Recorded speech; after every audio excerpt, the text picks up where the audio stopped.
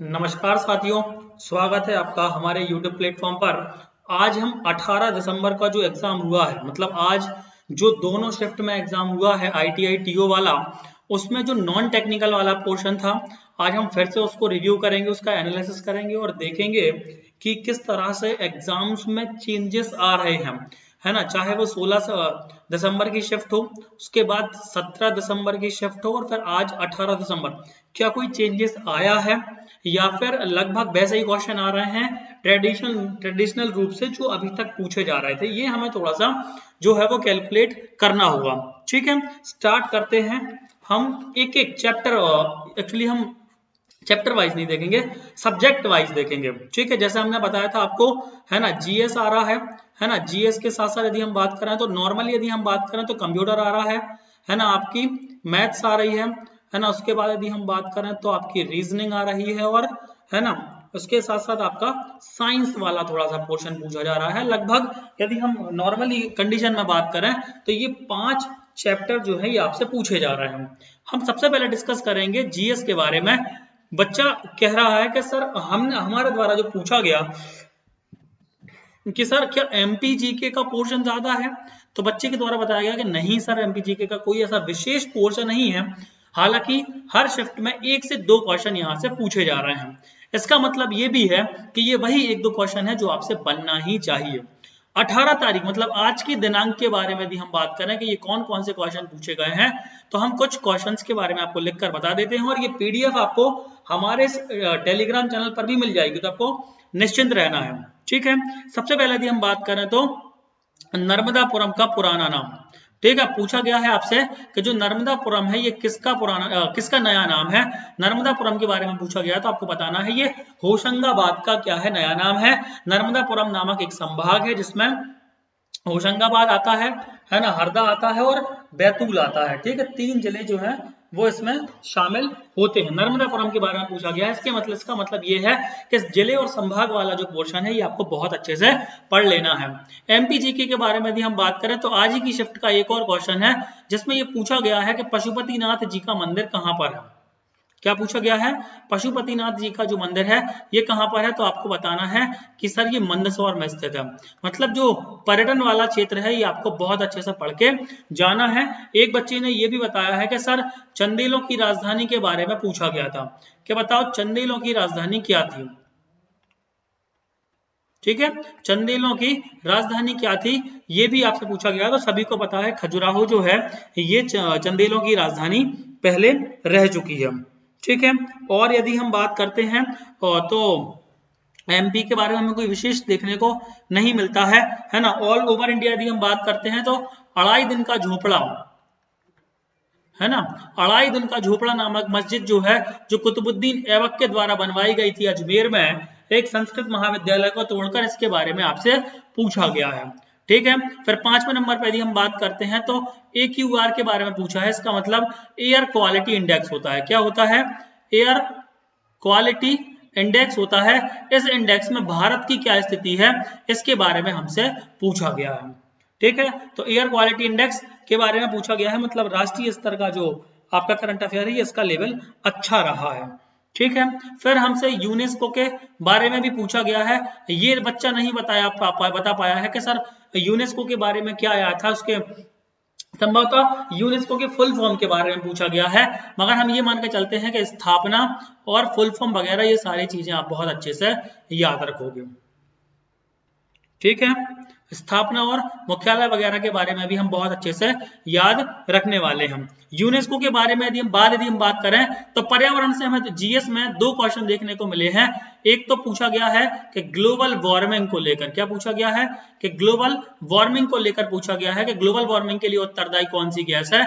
वहीं हमसे जो है वो ग्रीन हाउस गैस के बारे में भी पूछा गया है। ठीक है, ग्रीन हाउस जो गैसेस हैं उनके बारे में भी हमें पढ़ के जाना है, मतलब पर्यावरण वाला पोर्शन भी जीएस में उसने डाल दिया है। ठीक है, फिर हमसे पूछा है उसने एक जगह और जो है बताया गया है बच्चे के द्वारा कि सर फास्ट ट्रैक के बारे में पूछा गया था कि फास्ट ट्रैक में कौन सी टेक्नोलॉजी, फास्ट ट्रैक में जो टेक्नोलॉजी है, फास्टैग में कौन सी तकनीक का उपयोग हो रहा है, ये हमसे पूछा गया था सर। तो फास्टैग के बारे में याद रखना है, RF जो है रेडियो फ्रिक्वेंसी वाली जो हमारी टेक्नोलॉजी होती है उसका यूज इसमें किया जाता है। ठीक है, मध्य प्रदेश में करंट नोट प्रेस करने की, मध्य प्रदेश में जो है वो करेंसी जो है नोट प्रेस कहां पर है, तो सभी को पता है करेंसी नोट प्रेस जो है ये मध्य प्रदेश के देवास जिले में स्थित है, इसकी स्थापना 1975 में की गई थी। वहीं ये जो कागज जिस पर नोट छापे जाते हैं है ना, जो है उसका बनाने का कारखाना होशंगाबाद में स्थित है। ठीक है, उसके बाद यदि हम जीएस के बारे में यदि हम बात करते हैं तो हमसे आयुष्मान योजना के बारे में पूछा गया है। किसके बारे में पूछा गया है, आयुष्मान भारत योजना सभी को पता है, यदि आपको पता नहीं है तो याद रखना बच्चा, ये आयुष्मान बनाने में मध्य प्रदेश फर्स्ट रैंक पर है। अभी कुछ समय पहले की ही पेपर की कटिंग थी, उस मध्य प्रदेश जो है वो आयुष्मान बनाने में क्या है, फर्स्ट रैंक पर है। तो उसी को मतलब ये करंट अफेयर वाला क्वेश्चन था।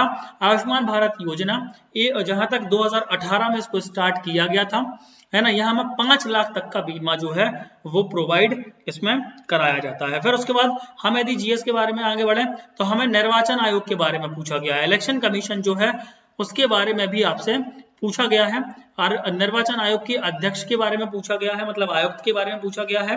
अच्छा, निर्वाचन आयोग जरूर पढ़ लेना है क्योंकि पिछले शिफ्ट कल वाली शिफ्ट में भी इससे संबंधित कुछ क्वेश्चन पूछे गए हैं।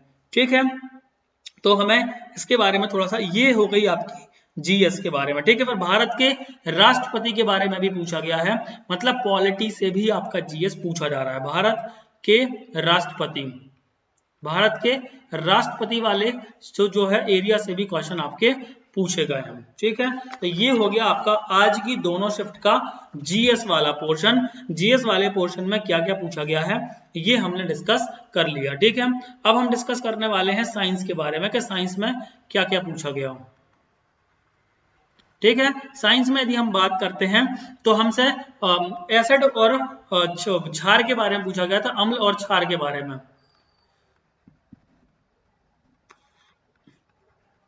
अम्ल और क्षार के बारे में हमसे पूछा गया है।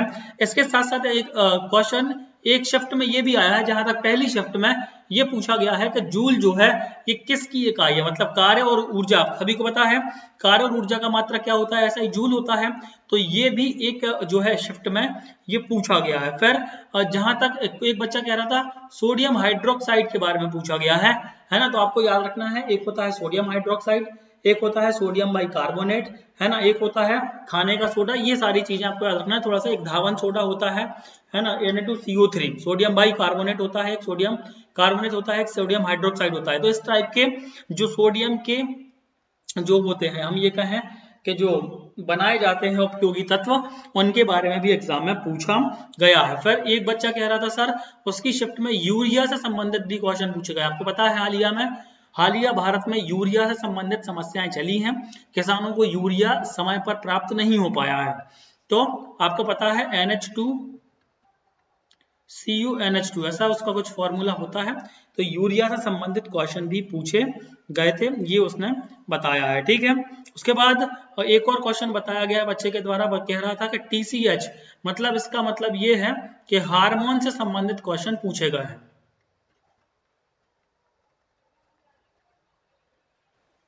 ठीक है, हार्मोन से संबंधित जो प्रश्न है ये हमसे पूछ ले गए हैं। तो ये आपका हो गया आपका साइंस वाला पोर्शन। ठीक है, फिर यदि हम बात करते हैं मैथ्स वाले पोर्शन पे कि सर मैथ्स में क्या पूछा जा रहा है, तो मैथ्स में यदि हम बात करते हैं तो वही लगभग वही चीजें, हालांकि अब परसों वाला यदि हम 16 दिसंबर का बात करें तो क्षेत्रमिति पूछी गई थी, लेकिन इसमें ज्यादा क्षेत्रमिति नहीं आई है।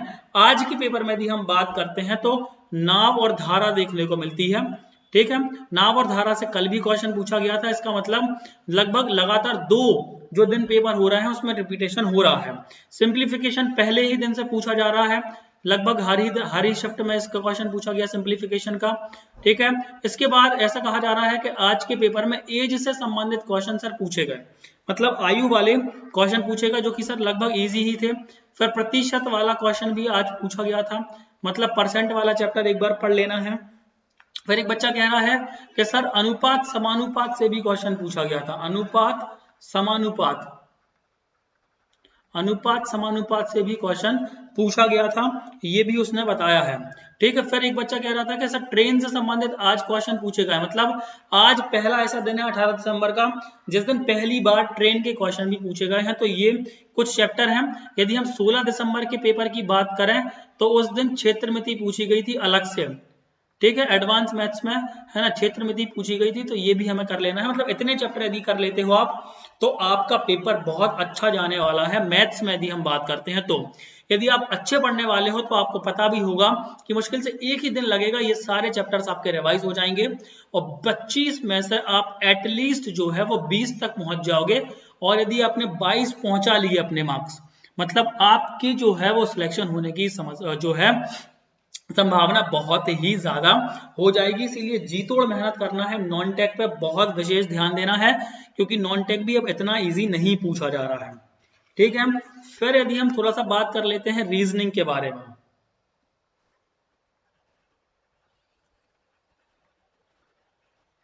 ठीक है, रीजनिंग के बारे में यदि हम बात करते हैं तो हम पाते हैं कि सर जो कोडिंग डिकोडिंग जो है उनका फेवरेट सब्जेक्ट अभी भी चैप्टर बना हुआ है, कोडिंग और डिकोडिंग।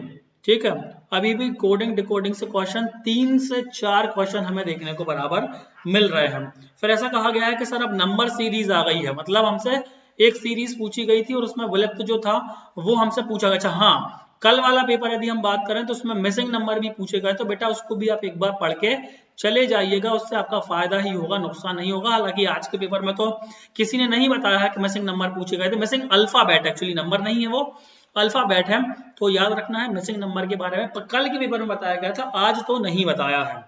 ठीक है, फिर कुछ बच्चे कह रहे थे कि सर हमसे जो है वो डायग्राम पूछे गए थे। डायग्राम का मतलब होता है कि कुछ जो है वो त्रिभुज हैं, कुछ ऐसे हैं, कुछ ऐसा है, इस टाइप के क्वेश्चन भी हमसे पूछे गए हैं। तो सर हमसे एक तो ये पूछा गया है। फिर आज के पेपर में यदि हम बात करें सर हमें डाइस भी पूछा गया है, ये भी इंपॉर्टेंट है। पासे के बारे में यदि हम बात करें तो हमसे कल भी मुझे खबर लगी थी कि कल वाले पेपर में भी पासा पूछा गया है। तो याद रखना है पासा, missing number, number series, coding decoding बहुत इजी चैप्टर है, जनरली बच्चों से बन जाते हैं। लेकिन यदि आपसे नहीं बनते हैं तो बच्चा आप पर एफर्ट जरूर लगा के जाइए, है ना। यदि ये आप पढ़ लोगे तो आपका सिलेक्शन भी हो जाएगा। ठीक है, यदि ये चैप्टर आपके वीक हैं तो आप इनको जरूर अलग से पढ़ के जाएं। और last not the least, computer पे हम चर्चा कर लेते हैं, जो आपका नॉन टेक वाला पोर्शन है। तो आज का तो कुछ कह रहे हैं कुछ बच्चे कि सर आज की में तो 6 से 7 क्वेश्चन कंप्यूटर के दोनों शिफ्टों में पूछे गए थे, मतलब पहली शिफ्ट में भी 6 से 7 क्वेश्चन और सेकंड शिफ्ट में भी 6 से 7 क्वेश्चन पूछे गए थे, तो याद रखना है। ठीक है, तो कंप्यूटर पर विशेष, हालांकि कोपा वालों से तो ये बन जाएंगे, लेकिन जो दूसरे ट्रेड वाले बच्चे हैं उन्होंने अभी कंप्यूटर इतने अच्छे से नहीं पढ़ा होगा, तो ये अच्छा एक इंपॉर्टेंट रोल प्ले करने वाला है। ठीक है सर, जैसे यदि हम बात करें तो आज फुल फॉर्म बहुत ज्यादा पूछे गए, तो लगभग हर ही शिफ्ट में फुल फॉर्म पूछे जा रहे हैं। एक तो हमसे यूपीएस का अनइंटरप्टेड है ना power supply, uninterrupted power supply का फुल फॉर्म पूछा गया था। हमसे MICR का फुल फॉर्म पूछा गया है। ठीक है, क्या कहेगा, एक तो MICR का फुल फॉर्म पूछा गया है। फिर सर जो इवनिंग शिफ्ट हुई थी उसमें रैम या रोम दो में से किसका पूछा गया है, ये डाउट में है, लेकिन फुल फॉर्म पूछे गए हैं। फिर ऐसा कह रहे हैं कि कुछ लोगों बच्चे ने बताया कि सर SMPS का फुल फॉर्म, मतलब हर शिफ्ट में 2 या 3 क्वेश्चन तो फुल फॉर्म के ही, ठीक है, पूछे जा रहे हैं। ठीक है, याद रखना है। स्विच्ड मोड पावर सप्लाई, ठीक है, ये भी होता है SMPS का। फिर यदि हम बात करते हैं तो आज हमसे कीबोर्ड के बारे में पूछा गया है कि कीबोर्ड जो है उसमें टोटल की कितनी होती हैं, तो टोटल की कितनी होती हैं, 104 होती हैं आइडियल में। तो आपको कीबोर्ड के बारे में यदि हम पूछा गया है तो मॉडिफाई की वगैरह के बारे में भी थोड़ा सा आप याद रख लीजिए कि आल्ट कंट्रोल और शिफ्ट वगैरह जो होती हैं, विंडो वगैरह होती हैं, ये मॉडिफाई की होती हैं कीबोर्ड में। कीबोर्ड में जो फंक्शन की होती है इनके बारे में एक बार बच्चे अच्छे से पढ़ लीजिएगा, हो सकता यहाँ से भी क्वेश्चन आपसे पूछ लिया जाए आगामी दिनों में। ठीक है, फिर हार्ड डिस्क से क्वेश्चन पूछा गया है। हार्ड डिस्क से यदि क्वेश्चन पूछा गया है, इसका मतलब ये है कि सॉफ्टवेयर और हार्डवेयर वाले पोर्शन पे भी वो आ गया है। ठीक है,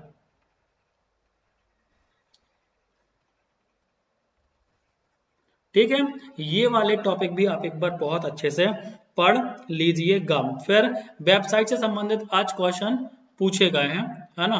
इसके साथ साथ इनपुट आउटपुट डिवाइस के बारे में अभी भी जो है वो क्वेश्चन पूछने का सिलसिला जारी है, यहाँ से क्वेश्चंस पूछे जा रहे हैं, ठीक है। डीपीआई का फुल फॉर्म पूछा गया है ना, अभी हाल ही में मुझे ये पता चला है कि डीपीआई का फुल फॉर्म भी पूछा गया है, ठीक है। तो थैंक यू सो मच आपको वीडियो देखने के लिए। पीडीएफ आपको हमारे इस टेलीग्राम चैनल पर इसी की मिल जाएगी, ठीक है। और आप बस इतना पढ़ लीजिए जितना मैं बता रहा हूँ, आपका बहुत अच्छा नॉन टेक हो जाएगा। इतने चैप्टर भी अभी भी, अब आपको मेरे हिसाब से कोई भी एनालिसिस देखने की आवश्यकता नहीं है। यदि आप एनालिसिस देखते हो तो बस देखते ही रह जाओगे। इससे अच्छा ये है कि आप बस क्या कर लो, इन सारे चैप्टर को बहुत अच्छे से प्रिपेयर कर लो। इनको आप प्रिपेयर कर लेते हो तो आपके 22 मार्क्स यानी 20 से 22 मार्क्स आ जाएंगे 25 में, जो कि बहुत अच्छा स्कोर माना जाएगा, ठीक है। टाटा बाय बाय, जय हिंद।